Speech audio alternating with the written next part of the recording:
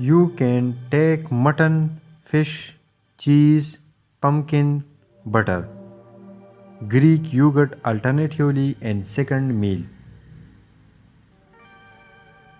You can take beef liver 50 gram 2 times a week and 100 gram of heart, kidney and brain once a week.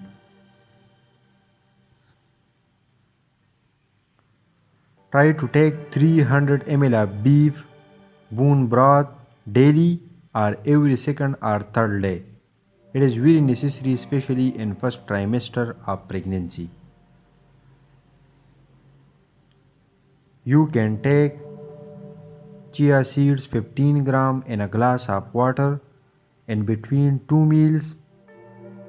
You can also take green tea or ginger tea in between the 2 meals.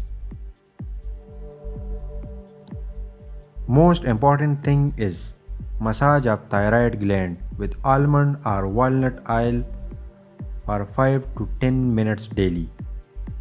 The last thing which you should do in routine is exercise. This was all about today's lecture. Thanks for watching.